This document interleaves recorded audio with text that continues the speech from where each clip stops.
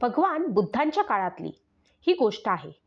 भगवान बुद्ध एके दिवशी आपल्या भिक्षूंसोबत एका गावात मुक्कामाला होते. त्या गावातला एक माणूस भगवान बुद्धांचा विरोधक होता. त्याला जेव्हा समजले की त्या गावात बुद्धांचे आगमन झाले आहे, तेव्हा तो बुद्धांकडे गेला. तिथे जाऊन त्यानं बुद्धांना वाईट बोलायला सुरुवात केली. भगवान बुद्ध शांतपणे बसून होते. त्यांनी कुठलीच प्रतिक्रिया व्यक्त केली नाही. बुद्ध काहीच प्रतिक्रिया देत नाहीत हे समजल्यावर त्याने त्यांना शिवीगाळ करणे सुरू केले. तरीही बुद्ध शांतच बसून होते. अखेर त्या माणसाने बुद्धांना विचारले, तुम्ही मला काही उत्तर का देत नाही? काहीतरी बोला. तेव्हा बुद्ध उत्तरले, तू तुझं काम केलंस, आता मी माझं काम करत आहे. थोड्या वेळानं तो माणूस बुद्धांजवळ जाऊन म्हणाला, माझ्याकडून चूक झाली, मला क्षमा करा. बुद्ध शांतच बसलेले पाहून तो माणूस पुन्हा म्हणाला, तुम्ही मला क्षमा का करत नाही? त्यावर बुद्ध उत्तरले, अजून खूप वेळ आहे. आधी तू काही चुकीचं काम केलंस का ते नक्की ठरव.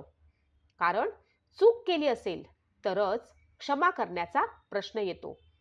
मी जे काही करेन ते माझ्या आकलनानुसार करेन. हे ऐकून तो माणूस संभ्रमित अवस्थेत तेथून निघून गेला. तो गेल्यावर भिक्षूंनी गौतम बुद्धांना विचारले, तुम्ही त्या माणसाला काही बोलला का नाहीत?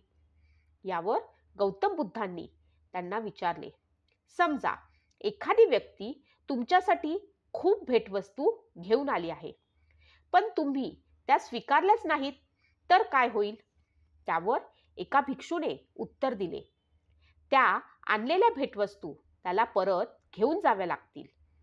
हे ऐकून बुद्ध उत्तरले, अगदी बरोबर.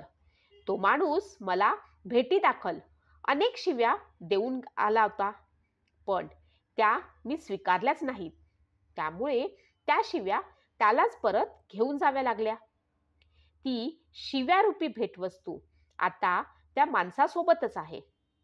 यातून आपल्याला कळते की समोरच्यानं कितीही वाईट चिंतले तरी आपण जे घेऊ तेच आपल्याकडे येणार.